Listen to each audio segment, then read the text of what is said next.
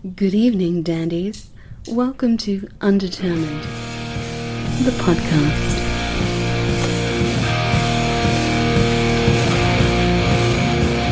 Don't get excited.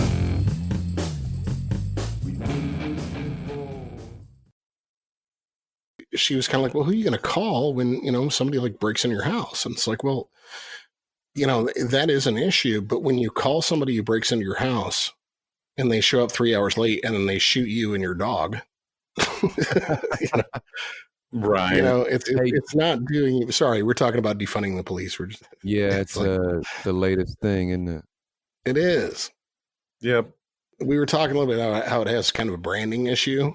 And I was posting this on, on social media. It was just like, whenever like the other side does that and they defund something, they don't just call it defund. They make up some name for it, like liberating education or no child left behind, or, they brand it with a positive. Right.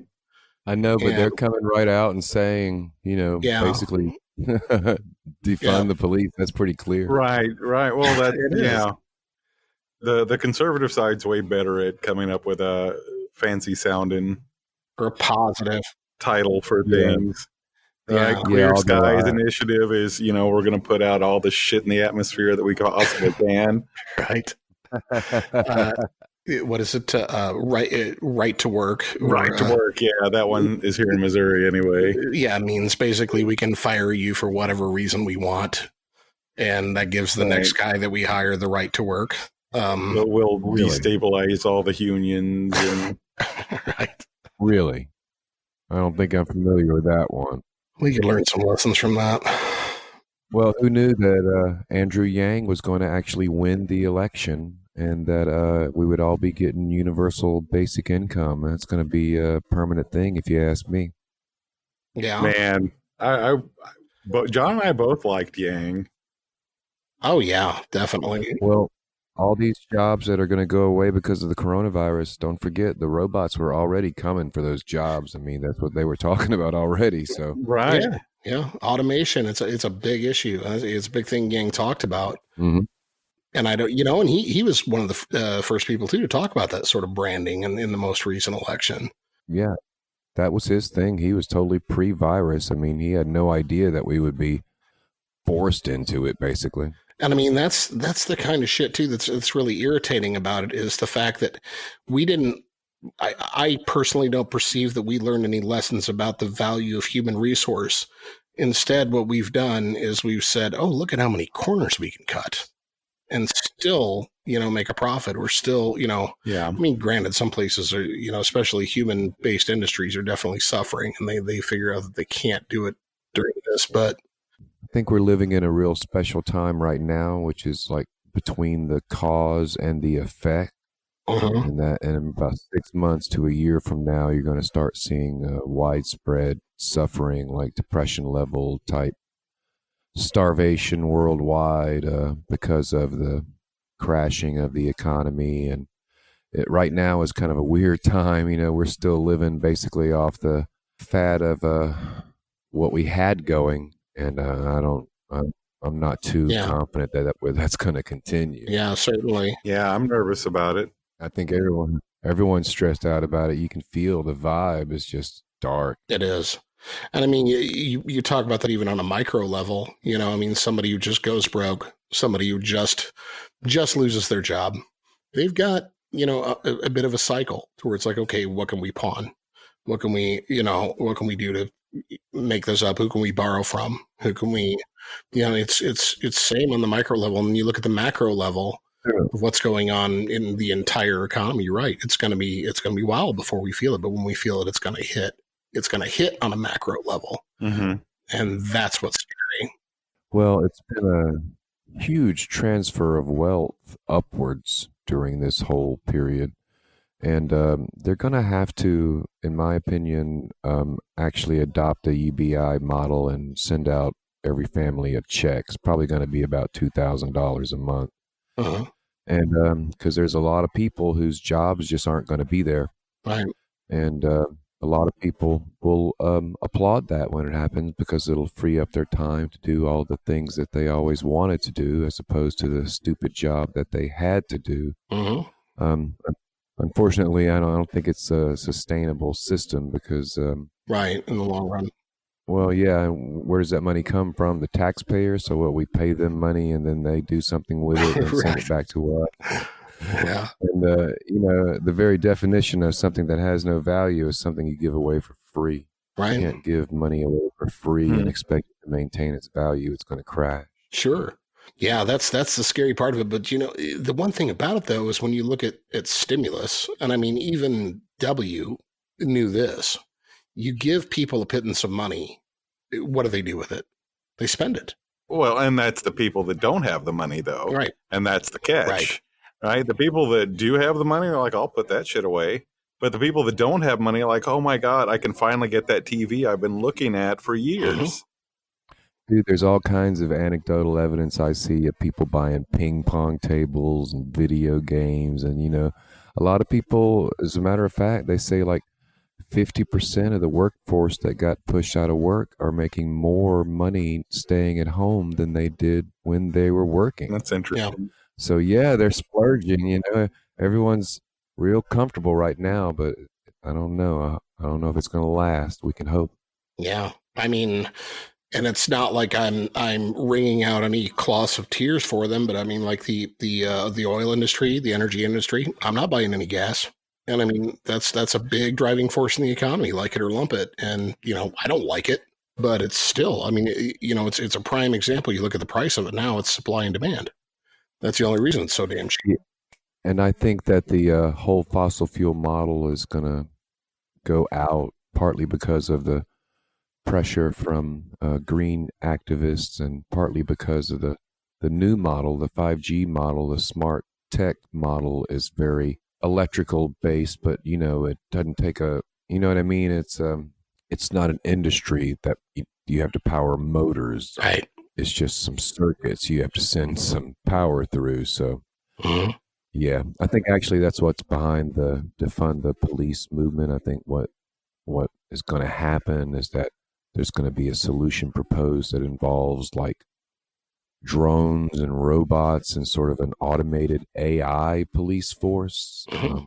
And they're incapable of racism and, I don't necessarily think that's a good idea. Right.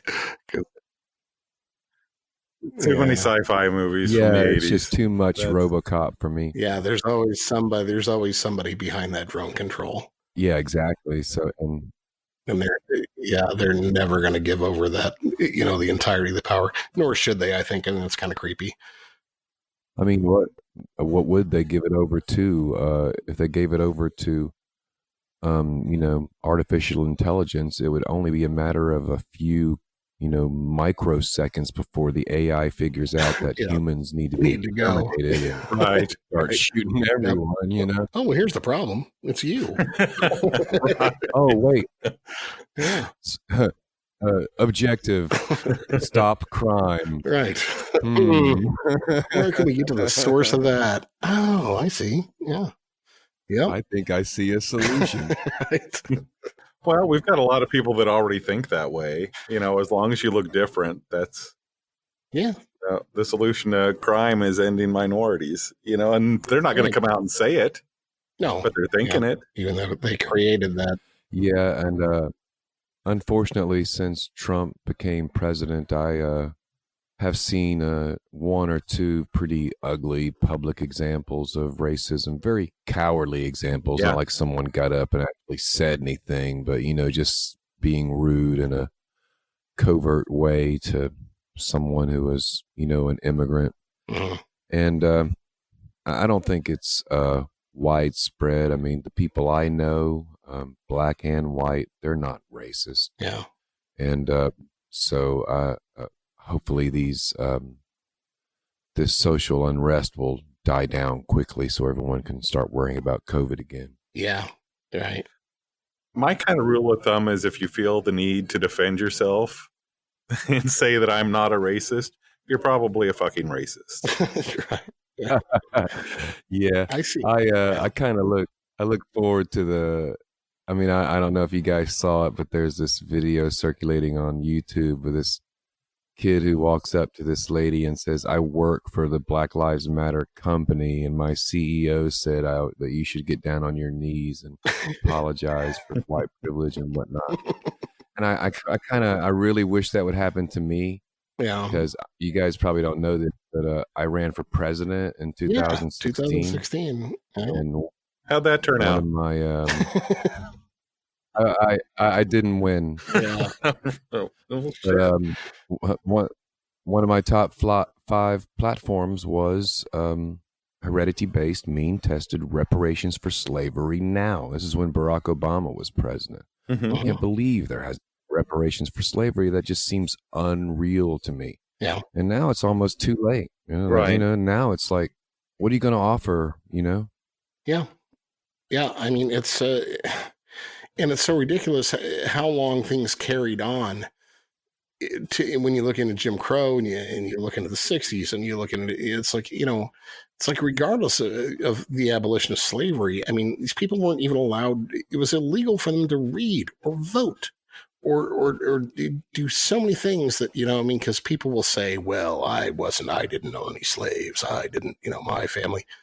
It's like institutionally. Dude, it was the United States of America. It was a crime perpetrated by the United States of America, Exactly. not by the Confederacy. Right. By the Stars and Stripes. Uh-huh. That's who committed the crime, and that's who's got to pay for it. And as far as I'm concerned, Britain, Spain, and France also owe the native people of America as reparations. Sure. Well, that makes sense. Yep. So we should probably introduce who we're talking to right now, or let you introduce yourself. We've got a presidential candidate, and we haven't got a name yet. Yes, we do. So. Yes. I'm actually I'm running this time, but I put much less effort into it. Okay. So for 2020. Yeah. Okay. All right. I can introduce you. Ladies and gentlemen, you're listening to Creston Spiers. You may know him from Harvey Milk, singer, guitar player, also a presidential candidate in 2016 and 2020, running on a platform of reform that we need so desperately right now. One of my favorite artists of all time. And man, it's a pleasure to have you. It really is. Absolutely. It's Thanks really for coming exciting. on. And you can kind of see how this goes. That's why we call it Undetermined, is because we just go out in the weeds immediately and we never come back. We're not journalists. Well, thank both of you guys for the opportunity to come on. It's a real pleasure. Thank you. Oh, thank you, man. I got to say, too, for the first time, and I'm old, so nobody can give me too much shit, but I became a patron of yours today. Yes, you did. I saw that. Yeah, Thank you for that. Joined your Patreon. I'm a little in the dark, a little old, but trying to figure out what a Patreon was. But then once I saw what it was, where it's like I can get your music for like, God, $3 a month or whatever, and an unlimited amount. Yeah, it's an awesome deal. So tell us a little bit about that. There's a lot on there. Yeah, there is. I mean, I'll let you speak on it a little bit and kind of why you chose that platform and stuff. Yeah. Well, in 2017, I retired from my teaching career, and I was determined to figure out a way to try and make money from doing music. A friend of mine, Mike, he said, well, there's this website called Patreon, which does what you want. I told him I basically wanted like a subscription thing where people pay me a very small amount of money and I just give them new music every month. And he says, well, yeah, that already exists. It's called Patreon. And I looked it up and I signed up, and I've been doing it since July 1st, 2017.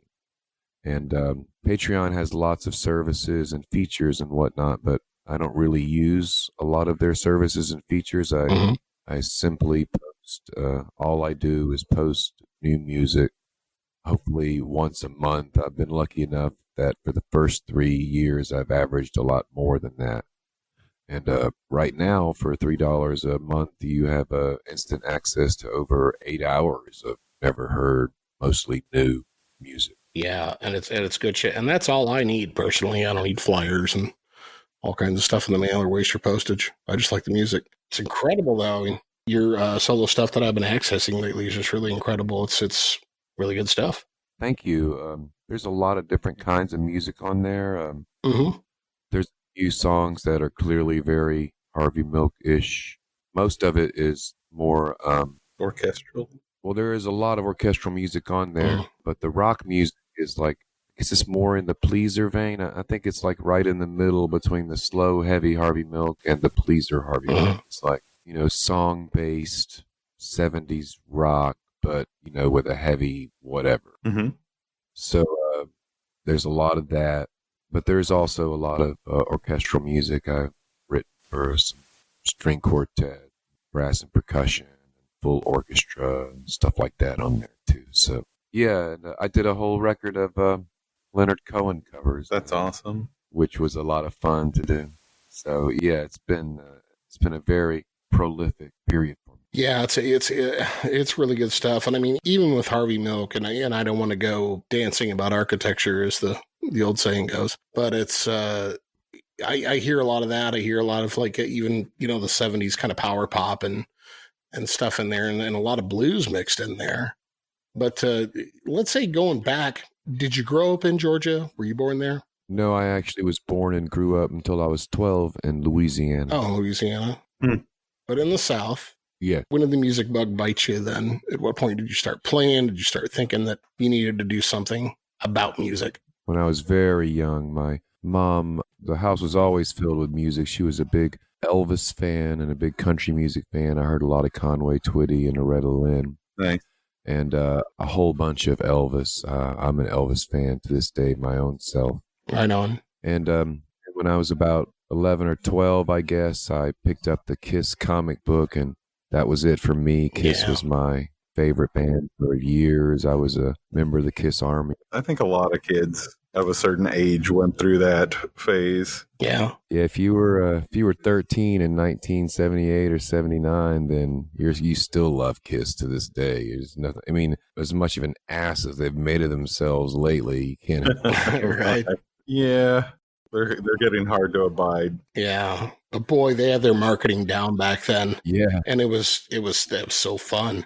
I mean, I was like, I was 5 at about 1979, but my sister, my brother were 13, 14 years old. So Kiss was like my first big concert that wasn't like a local band that I went to. But I saw Kiss when I was like 13. They were just amazing. You could sit and look at pictures of them for hours and be entertained just by that, Oh, yeah. The music was good and fun and still underrated, in my opinion, at least everything up until including Love Gun. Yeah. Also, I started playing guitar before that, actually. I had a aunt, Claudine Petway, who was a very talented guitarist and country singer. And she taught me my first guitar chords when I was about 9 or 10. So I started playing guitar then. And my folks got me a drum set for Christmas when I was 12, and I started playing drums then. And I went on to be a music geek in high school and go on to conservatory in college. Nice. So music has just pretty much been my whole thing, really. Where'd you study? Peabody Conservatory. I know that name. In Baltimore. Baltimore, okay. It's a sister school of Johns Hopkins. It's, if you know Baltimore at all, it's right where the George Washington Monument is. That's right where the school is. Nice. All right. How many times have you been to Graceland, being an Elvis fan? Only once, with my mom, a long, long time ago, when I was about like 12 or 13, I guess. And we didn't go inside. They weren't running tours that day, but we went and saw the grave. Oh, okay. Yeah. So you saw the grounds and stuff? Yes. Yeah. And saw the gate and the grave and everything. My mom was tore up. Oh, yeah. Cried, did she? Oh, yeah. Yeah. He died, unfortunately, the day before my dad's birthday. So. Oh, no. That was probably the worst birthday my dad ever had. Yeah. Terrible. Wow. Yeah. I've been there a lot. I think probably 4 or 5 times. Well, only out of geographical congruence, just because I lived down in southern Missouri for a while, and it was about 3 hours away to go to Memphis. Yeah. And plus my kids were Elvis fans. I'm an Elvis fan, so been there a lot. It's interesting going inside. You should go back and check it out if you get a chance. Yeah. It's not I mean, like the inside of the house, it's kind of weird. I mean, it's just sort of like a well-to-do person's house that you would see anywhere that you went today, right? Yeah. It's not really that over the top or anything you would think. I mean, some of the decorating is like, woo. Right. Definitely. Yeah. I bet it's more modest than Donald Trump's apartment. Oh, shit. Oh, yeah. Oh, much more. But I mean, originally it was like a doctor's house, I think, that lived in the area and had a lot of property around it. Yeah, I think that's actually right. Yeah. And then he, and then kind of Memphis just kind of encroached on him and the outbuildings and stuff. And it's cool, but really just it's a fairly modest house in a lot of ways. One of my favorite things about it, I don't know if I've mentioned it, is just that I saw like an electrical panel box where he labeled everything in the house for the switches. Oh, yeah? Yeah, and it was like, pool, and this goes to kitchen 1, and this goes to the jungle room. And like he wrote in like, it's my favorite part of Graceland is just thinking about the king standing there going, yeah, all right, turn that switch off. All right, which circuit this going to go to? Right. Anything? I've read probably every book that there is about Elvis's life. Like there's this 2-part biography that's really excellent. And the book that there's another book that's just like the spoken words of his of the Memphis Mafia, their recollections, which is also really good. A lot of crazy shit went on at that Graceland, boy. A lot of crazy shit. Oh yeah, I always love the stories about him like rolling around in like golf carts with the badge, around Memphis, just pretending he's a cop. Yeah, he'd love to do that, apparently. Sure. He'd pull people over with his gun and whatnot. Yep. I love that story about the wild trip he took to see Nixon that one night to get a special, like, secret agent badge. And he got it. Did. Nixon was like, all right, okay, yeah, sure, Elvis, come on. What do you need? Well, I'll tell you what, I mean. Like you're going to say no, right? Yeah. Yep. No. What a crazy motherfucker he must have been. You'd have to. You have to be. Yeah. I mean, the coolest thing about that fucking guy, though, too, is just that nobody else was really not saying like musically, but nobody else knew how to live like a rock star or had the ability to live like a rock star until he did it. I mean, they sure weren't going to give that kind of money to Chuck Berry, Yeah. The planes and the gold sinks and just like he just had so much, he didn't know what to do with it. And he set a standard. Yeah. And when he was making those movies, man, he was like betting like 5-6 chicks a day. Yeah. I mean, he was living the rock and roll lifestyle. Yeah. And when he came out with those high collars in Vegas in '69, that was it, man. He was just the coolest thing that ever was. Good God. Yeah. But just the fact that he set that precedent, there was nothing before him to say, does anybody else look good in a gold lame suit? Nope, just me. No, yeah exactly. I'm going to do that first. He had the boldness of like an old African-American blues artist. Right. I mean, you see these blues guys up there with the big brimmed hats and the wide lapels. Right. And you never see any white dude get up there and try and pull that off. Don't know. But Elvis would have. He pulled it all off. He pulled the sideburns off and the held up collars. I mean, and we have to remember that when he used it seriously, his voice is one of the most beautiful musical instruments. Oh, it was golden. Absolutely. I think certainly people were itching for some appropriation of that, just hoping that we could be as cool. Oh, sure. As some of those black performers. I'm sure that's part of it. Yeah. And I mean, a lot of people discredit the fact that he was a gospel artist. I mean, we just recorded a lot of gospel music. Yeah. More of a gospel country guy in a lot of ways, but still, the voice is golden and an interesting character. And I think that he was an authentic performer. I mean, Sam Phillips basically said he was looking for a white guy who could sing like a blank. Right. And, that's exactly what Elvis was authentically. Mm-hmm. So it was just a stroke of luck. He happened to walk into that Sun Record studio. Yeah. Yeah. Wasn't he like delivering washing machines or something? Or should have? No, he went there to make a record. He wanted to make his mom a present. So he went and he sang Shep, that song about the dog. Oh, yeah. Or something like that. But I mean, his day job, like Elvis's day job. Oh, yeah. He was a truck driver. Yeah. Crazy. It's a good place. Sun Studios, also a great place to go. Can never get back there. Good time. Oh, man. Just think about everybody who came out of there. Oh, wow. Oh, yeah. Yeah, my kids were rolling their eyes at me so much that at that place, it was just, I was geeking out over it. It was just like, this is where the first, amplifier was cracked and created distortion, Ike Turner, and. Carl Perkins. Carl Perkins. Carl Perkins. Yeah. I went through that place drooling the whole time. My whole family was just rolling their eyes at me. I've never been to Sun Studios. It's cool. It's small, as you would imagine, because it's a studio in Memphis. Yeah. But the history there, man, it vibrates. That whole place just, it's got a thing going on. Man. It's haunted with rock and roll. That's a cool place to go. I highly recommend it. How much would you give to have been there that day when they said, hey, let's just do that song. Let's just do that. That's All Right, Mama. Yeah. Just for the fun of it. Yeah. You know what I mean? Right. Like, God. Just fucking around. Yeah. Because they tried a whole bunch of shit before that, mostly ballads, like Bing Crosby type stuff. Mm-hmm. And nothing ever clicked. And then they did That's All Right, Mama. And they knew what they were doing from that point on, man. Man, what a great string of records they made. Yep.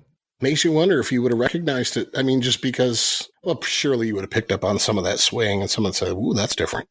But I mean, hindsight's always 20/20. It's like maybe if you were in a bad mood that day, you wouldn't have given a shit.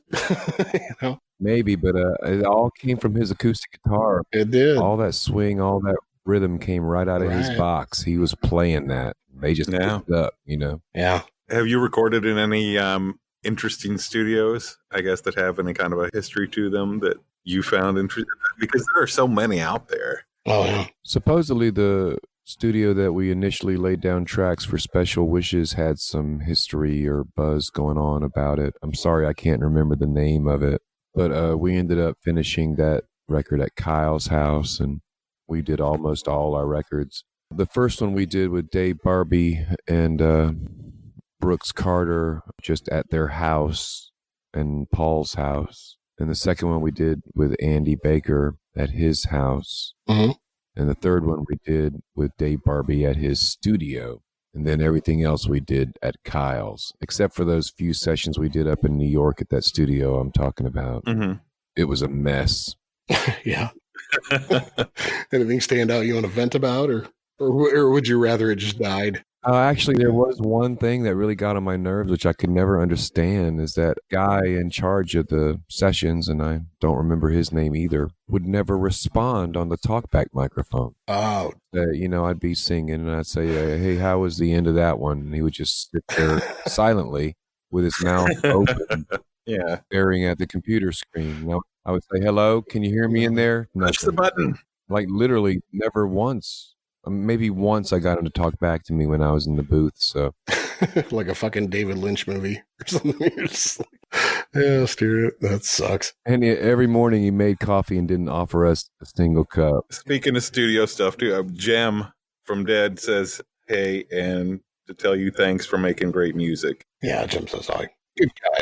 Yeah, he sure is. And he has been one of my most active supporters. He basically financed a vinyl LP of some of the music I've done on Patreon, and he's still interested in doing more, even though he's not making a dime from it. So all props out to Jem. Man, he's just one of those dudes. You figure out real quick that guy's in it because he loves it. Yeah. Yeah, I have to tell him and remind him and say, hey, make sure that you're going to make some money from this before you go ahead. Just don't start making shit. Make sure you're going to make some money on it. Yeah. At least someone should. Yeah, you probably need to call us every other day and tell us that too.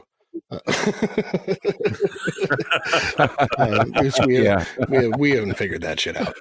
Well, I'll tell you, I've made more money from Patreon over the last 3 years than I ever made from Harvey Milk, whether from a label or on tour. I mean, all combined, all total, all the years. Huh. That's weird. I mean, it's only weird because in my mind, people talk about the good old days of record production and the industry. And now, goddamn, ever since Napster, everybody's been screwed. I don't know.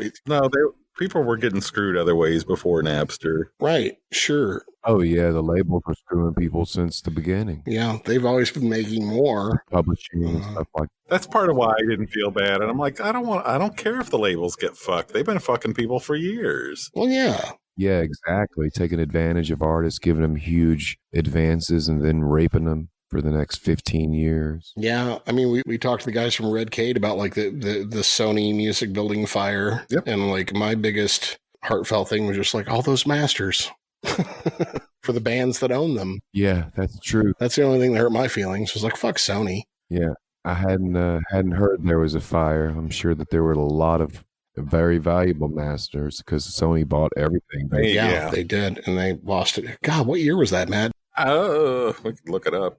You guys keep talking. I'll find out. Matt's going to do research. We don't have a production assistant because, like I say, we're bad at business. So Matt's going to look that up. I think what you're going to see, especially if these social distancing guidelines last for a year or two, is that touring and record albums will go away. Yeah. Pretty much, because no band can afford to go on tour. Bands depend on, number one, drawing a crowd, and number two, selling a lot of merchandise to make money. And you can't do either one of those things if you're only allowed to let in 25% of your capacity. Right. And bars, they'd have to charge $20 a ticket and $30 a beer, just to break even and to offer the band a guarantee. So I don't really see that. I think that's, like I said, if they try and extend these social distancing rules into the future, right, I think that's dead. Well, and I mean, I hate to dredge up anything you might have said before, but it's like I read an interview with you, just kind of do my homework and talking about vinyl. And you said one thing, I think you said it, as long as it's true, that, it's like with vinyl, or just those elements that it's not that important to you, or that a lot of people can't tell the difference between vinyl or an MP3 or a CD. I'm sure that I personally can't tell the difference between an analog and a digital. Yeah. When I sit down in front of someone with a very fine turntable and a very fine receiver and really nice speakers, it's impressive, of course. Mm-hmm. But, the way I listen to music through an average stereo, I can't tell the difference between an MP3 and a Wave or an M4A or a whatever. It just sounds pretty much all the same to me. Yeah. So as far as I'm concerned, fidelity is not high on my priorities, in the music I listen to or the music I record. I mean, a lot of my favorite records were recorded with a tin can on a spring, so right. I don't really know much about that. I think records are terrific. I mean, they're just a great thing to have and to hold and to have on your shelf. And there's just something really great about that 12-inch vinyl with the cardboard sleeve thing to have. Yeah. And, I think that not having that as a part of your life, you're definitely missing something. Yeah. But really, if it's just the music that you're interested in, then downloading some waves and burning a CD is probably going to give you the same. In my opinion, you'll get the same music, but you just won't get that feeling of having that record, and that is pretty special. No, I like the tangible part. I like having vinyl or even like CDs, I'm not one of those people that likes just putting them in like the books, you wear the sleeves or you slide them in there. Yeah. I like to have the covers. I like to be able to pull out that slip of paper that gives me that information. I like to be able yes. I feel like I'm doing something wrong, like I'm disrespecting it somehow if I'm just putting it in a book. Yeah. And I don't know. I always include album art and liner notes, even on my digital releases on Patreon. Well, that's cool. Because I know there's people who are going to want to burn a CD and then they can print the thing, and like use it for a cover. Awesome. On the last couple of records I did, I included lyric sheets, but not on the latest one. I decided not to, just for aesthetic reasons. Yeah. No, I mean, I definitely agree with you. I mean, I've got like a Crossley record player. It's not like a Macintosh. It's not like some ultra, high tone record player. So it's a shit record player. It was $100 from Sears. So I'm sure I can't tell the difference. Right. And most of the music I listen to, honestly, is through like a Google Home that I have on my porch. And I just say, hey, play this shit. And it plays it. and that's great. And it's loud enough. It has enough bass. Yeah. But I do like, I mean, I agree with you entirely. The tactile nature of that artwork, being able to hold a record, especially when you're listening to a record from start to finish, it's nice to have that art, and it's nice to hold something in your hand that says, you know what, the artist made a decision on this. And I remember when I brought the White Album home for the first time, like opening it up and reading all the words and looking at the poster before I even played the record, you know, and like it was just really magical. You know, the Sgt. Pepper cover, I mean, just, you know, looking at everything that's going on there. Yeah, staring at it, yeah. Just the act of putting the needle down, just gently lowering it onto that spinning vinyl. There's a connection that starts right there. Yeah. For me, anyway. It's really funny that you mentioned that because on the latest album I did called The Goodbye Waltz, which I just put up recently, I did exactly that because I can't help but think of a record as something that's in 2 acts. Right. Yeah. You know, side 1, side 2. Record is play in 2 acts. So I went online searching for needle sounds, and every needle sound you can find online is like an old scratchy piece of crap needle. Like they figure the only sound anyone wants is like a terrible record. But I finally got one a nice, clean, good stereo, just sound, you know, just like the needle fall. Nice. And the vinyl sliding underneath it. And that starts the 2 songs that demark the sides, even though it's never going to be on vinyl. I think you're right. I think that sound signifies, like, you know, the conductor lifting his baton, and it calls you to it in a way. And Act 1. That's why I wanted it on. I like that. Yeah. And you said there was Goodbye Waltz, yeah. That's the name of the record. There's also a song called The Goodbye Waltz on the record. Gotcha. And it's interesting, too. There's so much emotion in what you do. And I'm just wondering, I was talking to my wife and I was like, I wonder how this guy, do you ever have a problem like turning it on? Like when a lot of the stuff is very emotional and very kind of blues driven or heartfelt. Do you ever have a day where, like, let's say you had an ice cream cone, you watched a funny movie, you feel okay, and then you have to go in and play like this super emotional music and you can't like get there? Yeah, I would say I have many more days where I find it impossible to do than I find it easy to do. Right. I don't think it's necessarily connected to my happiness, so to speak. I'm not one of those artists who produces when they're feeling blue. I'm always most productive when I'm feeling happy and good. But, you know, sometimes when I'm feeling blue, there's just no way I can pick up a guitar or try and sing. Just everything that comes out is just crap. And because I'm just thinking, like, most of the people who sing with that much heart or that, you know, or that much emotion, it's usually they're like have to get to a point, you know, of like suffering, or when they kind of turn that on for themselves. And it's like, you would think so.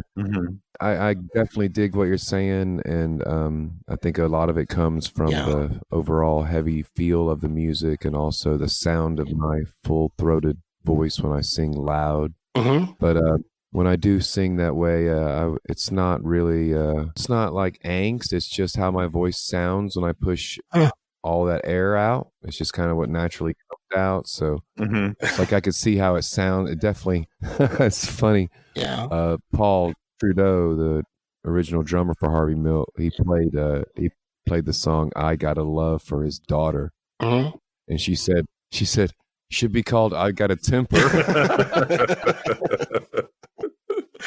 Yeah. So I get it. It sounds real angsty and angry, but it's not like where I'm coming from when I'm doing it. I'm just trying to push out the notes. Really, I'm trying to hit the notes. Yeah. Well, I don't want to say angry, but it's just like a lot of emotion, just because it just seems like it's hard for me to explain. But it's like I think that, like, say for example, Tom Waits can kind of put on a character, right? Yeah. Which the piano's been drinking, and he can come into that whenever he needs to. Yeah. I'm just trying to make a compliment, I guess. Shit, I don't know.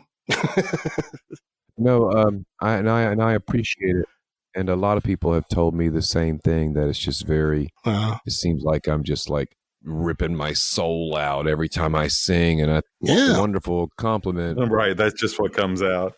Well, I am giving it my all. Right, you know, I'm not holding back at all. trying to make the cat jump, so to speak, but Yeah, it's not from a place of pain. I see. Right. I guess that's what I was trying to say. It's not minimizing effort. It's more of this is what comes out of me. You can have that impression of it, but that's not what I'm necessarily pushing for. Yeah, it's like well, I don't know. It depends on the lyrical content of the song too. If it's the lyrics are heavy and emotional, then that's going to come across. Sure. Especially when I'm yelling. Yeah. Right on. Well, that answers a lot for me, man. Really? What's the song? Miami Blue? Is that it? That I was listening to earlier today? Yeah. So what the fuck's going on there? Yeah, that's the synthesizer song. I actually lost the capability of recording on all my instruments except for my keyboard. So I decided to do something just on the keyboard. Just on the keyboard. And so I did that. And I think it's a great theme song for some imaginary cop show, man. I just think it's a perfect title, over the ending credits, theme. I don't know. It's fun. It was Kyle's favorite thing. He turned around and started smiling and said, "This is awesome." That's what I did today. I was like, I had to ask you about it. I was like, what the fuck's going on there? That's funny. Yeah. But it's entertaining too. Yeah, it makes me smile, and it's gotten probably the most reactions of any song, so it's unexpected, I guess. How are the reactions going? Positive, negative? Yeah, apparently it's popular among children. Oh, which makes me happy. My kid loves it. Yeah. Yeah, that's exactly right. Yeah. That's worth something. Yeah, definitely. Yeah, I like that. It made me smile. I thought it was good. Good. Yeah. Loved it. So everything's opening up. Everything's broadening. It's becoming legal to go out and spread the virus and everything else. Any plans for these shows? Well, actually, no. The whole lockdown has really not changed my lifestyle one iota. Right. Except I suddenly didn't have a job to go to. Yeah. But I did have a band that I put together, a couple other guys. We were called Brown Dwarf, and we were going to play a lot of the music that's on the Patreon page. Uh-huh. And we actually had a show booked for May 15th. So obviously that didn't happen. Right. Like I say, I just don't see live music as being a thing for much longer. Yeah. Unless, something changes, something gives. So I don't have any ambition of playing live. It's never been a big priority for me since I started Patreon. Yeah. I'd rather just kind of write and keep writing, Well, I mean, for myself, I'd much rather, I like going to shows with my friends. I'd much rather stay home and listen to your shit anyway. I'm kind of an introvert. And can you imagine me standing up on stage, singing? I'd be spewing spittle for 30-foot radius. I mean, right. And I couldn't wear a mask. I'd pass out. Yeah. Oh, shit. So yeah. it's just I can barely wear one to the store. Yeah. There'd have to be a plexiglass divider, a sneeze guard covering the whole band. Right. Instead of chicken wire cages, it's just a sneeze guard from a buffet. Yeah. And that way people could throw paintballs until you couldn't see it. Or when the cops try to hit you with rubber bullets. I mean, it's, you're safe. But, I mean, shit. Yeah. Dave Chappelle was talking about that in his latest special. He's the stand-up comedians were trying to do shows. Yeah. What a weird vibe that special had, man. You could tell he talked about it a lot. And it wasn't super funny. No, it wasn't. But it was super serious. It was fucking great. I think he tried to be funny twice. Right. The rest of it was just him being fucking real. Being Dave Chappelle. Yeah. I think comedians, they probably depend on that shoulder to shoulder audience laughter, yeah. That's why they put laugh tracks on TV shows, because you're much more likely to laugh if the people around you are laughing too. Yeah. And if no one's right next to you laughing, you're probably much less likely to laugh. Sure. So he probably knew that, hey, you know what? I'm not even going to try for a bunch of laughs. I'm just going to lay down some. Yeah. Well, he's also human, and I think the best comedians are also very, very insightful people. Yeah. And this is a time where if you're an insightful person, you're going to see a lot of fucking shit right now. And some of it's not going to be funny. Yeah. It's social commentary. How much do we need Bill Hicks right Oh, now? my God. We've talked about that just recently. I would lose a limb, I think, if they could take it and bring Bill Hicks back to life. Oh, God. Just for 15 minutes to hear what he had to say about it. Just for one routine, Netflix special. Yep. Even an 8-minute set. Just to hear what he had to say about it. Yeah, exactly. He could just eviscerate it. Oh, God. And, and I think Dave did a really good job, too. I mean, it's some of it was hard to listen to, but I mean, and not hard to listen to in the fact that I disagreed with it, but just that it was, gut-wrenching. It's a hard time, man. It's a difficult time. Hey, man, I thought that George Floyd video was outrageous. Fuck yeah. And it made me outraged. I couldn't believe it. I want Derek Chauvin or whatever his name is to get the death penalty. There should be a mob of white people outside that jail trying to lynch that motherfucker. Yeah, you're talking 4 fucking dudes. I don't give a shit if they're cops. Yeah. You're talking 4 fucking dudes. I mean, at what point in time in history has it not been a case where we can't just dispose of 4 people to make the entire country align itself? We used to do this shit all the time. Well, why not just get rid of that motherfucker? Unfortunately, the police brutality has been on full display nationwide ever since then. Oh, sure. And things are deteriorating to a point where I think the solutions that are going to be offered for these problems are not going to be good ones. Yeah. Will Smith had a really good quote on it. I think it was Will Smith that said, "It's not getting worse, it's getting recorded." Yeah. Yeah, and if you look back on the last few years, the number of just live Facebook feeds of black men getting killed by cops seems almost unbelievable. Yeah, it really does. It's disgusting. I mean, it just leaves my head reeling. And I mean, it's kind of like we said, I don't know if it got recorded or not. We were talking about defunding the police, and my wife and I, and that's scary for a lot of people. They're just like, oh, what happens? What happens if my house gets broken into? Well, you run the danger. There's a certain way of looking at this and seeing it as we're being maneuvered into a position in which the public demands martial law, basically. I mean, if you defund the police, you're going to have mob rule. I mean, that's just going to happen. It's what's happening in the autonomous zone right now in Seattle. And that is very, very scary to any normal person who's not looking to take advantage of the situation. That's just, they'll clamor to please send someone in and restore order to the streets. And unfortunately, what that's probably going to be is like UN troops from some foreign country. Blue hats. I think that's the end game. I think that's where we're headed. And I think it's not going to take long. Probably not. And I mean, everybody in every other country wouldn't be surprised either. They're going to be like, well, welcome to our world. Yeah, and that's going to happen globally. Yeah, and I think we also have to talk about, regardless of what we're defunding, let's talk about what we're refunding. Yeah. I mean, it's not like anybody's saying, let's just keep all that fucking money and everybody gets an Xbox. We're talking about, putting it into housing. We're talking about putting it into social care. That's not what they're talking about. They want to put it into infrastructure for 5G. You're going to find this hard to believe that this is absolutely the truth. You can look it up in the congressional record. Okay. On March 3rd, basically San Francisco was shut down. The pandemic had started, although not been declared a pandemic yet by the WHO. On March 3rd, a bill was introduced in the Senate called the 5G and Beyond Act, and it passed by unanimous consent in the Senate, went on to pass by unanimous consent in the House of Representatives, which never happens, and then went to the president's desk and was signed on March 23rd. So obviously bipartisanship is alive and well, depending on the issue. And when our government should have been focusing on their response to this horrifying pandemic, their priorities were clear. They were rushing through this legislation that gave everyone under their jurisdiction 180 days to come up with a plan, a detailed plan for the secure implementation of 5G nationwide.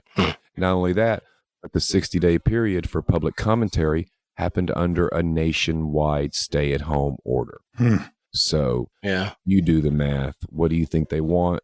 yeah. They're getting what they want. Do you think, though, I mean, as far as 5G is concerned, do you think that there's like a deeper conspiracy there of just to spread cancer waves? Or, I mean, there's a lot of 5G opinions out there. Well, yes, there's many mainstream articles that point out that 5G is derived basically from a crowd control system. It's called the active denial system. It's used by law enforcement all around the world and operates at 95 gigahertz. 5G operates from anywhere from 30 to 300 gigahertz. So 95 is well within its range.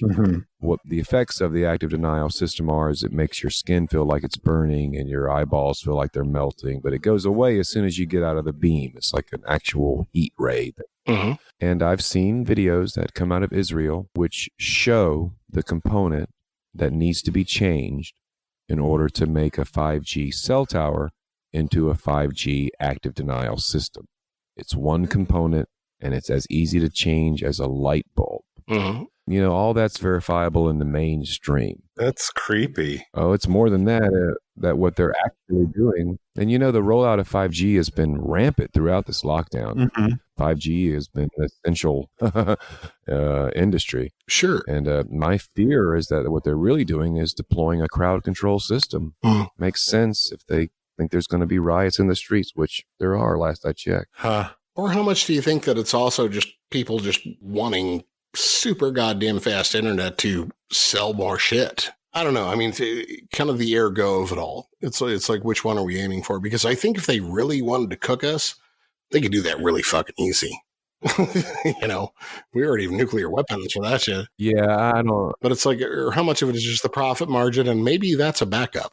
You know, I think it's almost always all of the above. You know, right.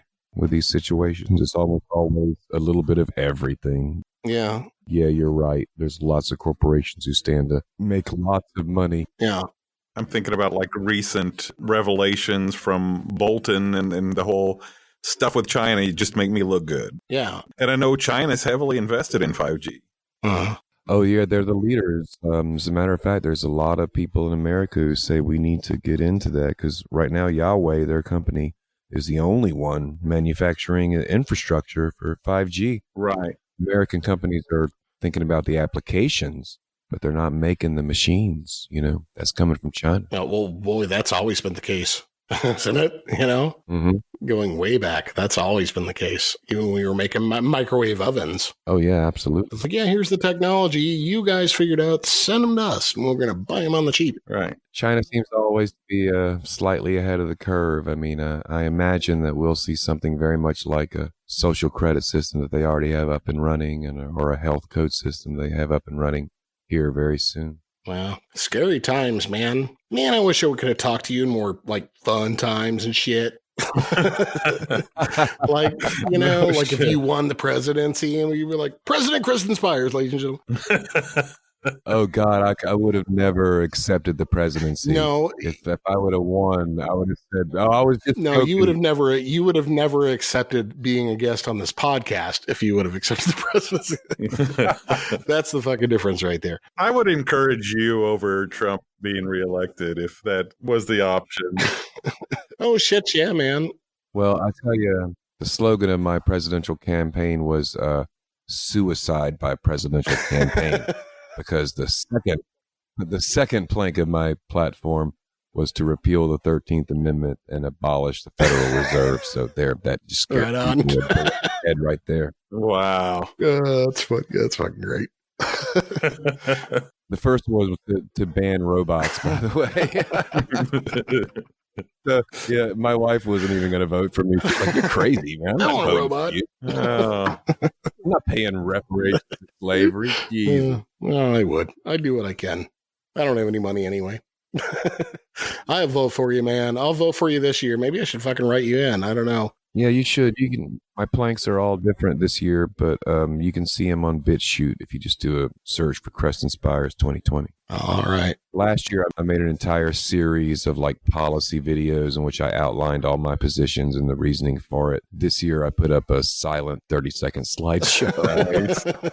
There you go. That's the extent of my campaign right now. Well, and I see one of the kind of funny things is in social media, and I see, we got a lot of friends in South Texas, things like that, and people are like, I'm sorry, I just can't vote for Biden. And I just want to reply to them, so does that mean you're not going to vote for Trump either? Right. That's we need to get people more interested in voting third party. You know what? Great if you don't want to vote for either one. I am fine with you not voting with either one. Right. But just don't tell me you're not going to vote for Biden by voting for Trump, because it's, I don't buy it. It's horseshit. Just don't vote for either one then and stay home. Last time I voted was in 92, and Jerry Brown was in the Democratic primary here in Georgia. Oh, wow. I have not voted since, and I would not vote at all. I wouldn't vote for Trump or Joe Biden. And fellas, don't worry. Joe Biden is not going to be the Democratic nominee. I'll guarantee you right now he's going to withdraw for help. Ooh, you think so? Oh, absolutely. There's no way in hell they're going to run that. Someone else will get it. You think? He'll step down, and they'll pretty sure, yeah. Who are you thinking? You know what? I'm not sure. I'm thinking it could be Cuomo because he's got all this talk right now. But I think the whole thing with the nursing homes in New York is going to be a stickler point for him. I think, honestly, it could be, as crazy as it might sound, either Michelle Obama or Hillary Clinton again. Yeah, I vote for Michelle. But what I do feel sure of is that they're not going to try and run Joe Biden. That'd be interesting. Not if they're serious about wanting. I hope you're fucking right. I really do. I really do. Dude, have you seen his YouTube commercials? Oh, yeah. He can't even record a 15-second YouTube commercial just asking you to donate. No. He can't say a sentence. He's a puppet. An absolute puppet. Yeah, maybe he's an animatronic. Maybe they're working him with a remote control from the next room. I mean, all right, with 5G technology. He's smart. They call him Smart Joe. God damn, I hope you're right. Yeah, I'm not really tickled with either. And it's a bad week for me anyway, just to put anything on my plate. I like Bernie. Fuck yeah. Of course, but he sold out, man. Of course. He was never going to be the candidate. When he endorsed Hillary Clinton, he lost me. Sure. I liked Andrew Yang and Tulsi Gabbard. Yeah, I like Tulsi. I liked Andrew Yang because he's an outsider and he was talking about something real. Yeah. Those are some ideas that are going to come around. Their time's going to come. Yeah. God, I hope so. Robots are coming. Yeah. I like Tulsi just because she had courage. Tulsi's got courage. She's not afraid to say what she's. Sure. Fucking veteran. Fucking, badass. You didn't have any. Right. Made no bones. I voted for Tulsi. Yep. Too late for that shit now. She'd make a great VP candidate if you ask me, but she'll never get picked. Do you think that might be a saving grace for Biden? But see, the Veep is just such a fucking throwaway.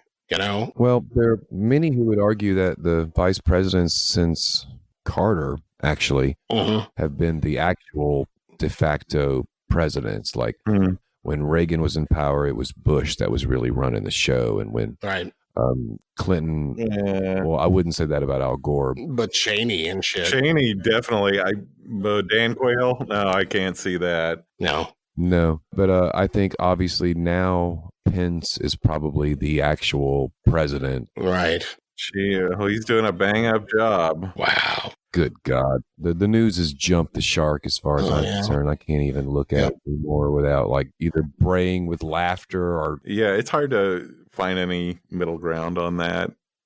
It really is. I get really upset a lot, and I find myself getting more and more angry and having less and less patience with the stupidity of others. And, because there's a line. You get to a point where you're like, no, you're just you're not even trying. Yeah. That's I can accept somebody that sees something differently, that's trying to see where maybe there's something different, but they don't even try. They're just like, no, fucking Trump is the answer, friends. Right. And if you don't get it, it's your problem, not mine. Right. Yeah, I think that the number of people who actually feel that way is very small. I think it's exaggerated in the media. And I live in a rural area of Georgia, and I know people who put Trump signs up in their yard. Right. And I know for a fact, just from talking to them, that their support for Trump is basically just a big middle finger to the whole process of government and voting. They know he's a ridiculous fabrication of a person. I mean, How long has he been famous for being a rich asshole? Since 1986 or something? Right. And obviously, The Apprentice was his apprenticeship for... They just needed to get him in front of a camera and make sure he could read from the fucking teleprompter. I mean, if you think Donald Trump is the leader of the executive branch of the United States of America, then, you know, you've been fooled, in my opinion. Or you're just a water carrier, you know, you're just carrying water at this point, and you don't know what else to do. I think it's much more likely that there's a room full of CIA guys writing his tweets than he's sitting around doing all that shit. Yeah, I've wondered about that. I think it's all just big play. Right. How can any person be so moronic? You couldn't. It strains credulity to think that he could be that stupid. Right. Or, I mean, I've always had a kind of a back burner theory, too, just reading like Wolf's book, Fire and Fury, just about the fact that he never intended to get elected. He wanted to lose. He wanted to be a martyr, you know, for the swamp. And like, maybe now he's trying to do he's bordering on the best things he can do to get himself shit canned from the job, but not lose his base so he can keep selling red MAGA hats. I think there's also like an element of I can't go to jail. Mm-hmm. I don't want to go to jail. I think he would be happy, would be like, fuck you, you guys are awful. You've treated me terribly. I'm not even going to. He could just do that, right? He could just walk away. Would his ego let him, though? Because he's never admitted to doing anything wrong whatsoever. No. Well, he wouldn't have to. All he would have to do is say, I've been so horribly mistreated. Fuck you. I'm not going to do this anymore. I can see that. Yeah, I see what you're saying. But if he did it, he'd go to prison. Well, I have my ideas about what's going to happen in the election, but he's just going to open up his own TV channel like the Trump Network. Right. And he's going to be a media mogul from his conservative president in exile point of view for all those people who love him so. Mm-hmm. And, you know, he'll just go on to make more and more millions of dollars. Yep. I think that's what he was always interested in, is his brand. And he never could separate the presidency from his brand. True story. The day he came down that escalator and called Mexicans murderers and rapists, I turned to my wife and said, he's going to win. Yeah. He's going to win the president. He's going to be the next president. You mark my words. You're looking at the next president.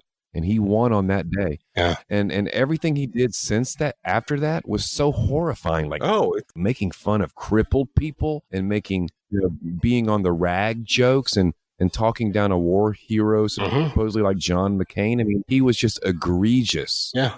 But because he came out and called Mexican people murderers and rapists, that's all he had to do. He won that day. Yeah. I knew he was going to win. Everyone convinced, but I knew he was going to. Yeah, I mean, I had people, I talked to one conservative guy, I won't name names, who's a friend of mine, who was just like, you know, the main reason why he won is it wasn't him. It wasn't anything about it. Was the fact that we were looking at the world around us. We were looking at people who were radical on the left or like homosexuals, maybe were slightly homophobic or anything. So we saw them and we were just like, fuck those people. We were like, we're done with them. And that's why we voted for him. We didn't even look at his record, you know, and this is a guy who like regrets voting for him, who I've talked to. Right. Yeah, well. The best way I've known to sum it up is, I think my perspective is, they saw him as an anti-hero when he's a villain. Yep. Yeah. Good way to put it. And he's so famous for being a villain. I mean, that's all he's ever been. I mean, it's all he's been in the public eye for decades, and always for being an asshole and a billionaire. And that's all he is. That's his identity. Yep. So the fact that they shoved him into the presidency is just amazing to me. I just can't believe it actually happened. Yeah. You know, another true story. The day before he rode down that escalator, he got a phone call from Hillary Clinton. Diane Fiorini, I guess, whatever her name was. She was a Republican candidate in the early days. She actually brought this up in one of the debates. It was widely reported at the time, although no one speaks about it now. The Trumps and the Clintons are like that, man. Oh, yeah. Chelsea and Ivanka are best friends. Sure, they were good friends. I don't know if they still are. Are they still good friends? They are, yeah. That's creepy. Yes, I read an article about it not too long ago. So I think that conversation was something like this. Donald, you're going to run for president. You're going to win. It's going to be the most horrific miscarriage of an election the country has ever seen. I think it was perpetrated against us, man. I hate to sound like a Yeah. Crazy ass conspiracy theorist, but I can't think of any other reason why that buffoon could be president of the United States. You can't be president of the United States. You know, anyone just can't do that. You just can't go be president. You got to be chosen. Yeah, it used to be that way. And he was. But I mean, now the big thing is too about just looking at the definition of the word conspiracy. It's thrown around a lot, and this has been said by many people, but it's been thrown around a lot as conspiracy equals some sort of crazy endeavor. But all a conspiracy is two or more people saying, let's make something happen. Planning secretly And says this thing happens. So can you deny that two or more people, might have put that together? I can't. But the world is rife with conspiracies all over the place. Sure. Businesses conspire to do things. Bill Gates conspired to keep all his secrets. That's what made him a billionaire. I mean, Jesus Christ, look at the Nixon administration. It's full of them. Yeah. And they admitted them later.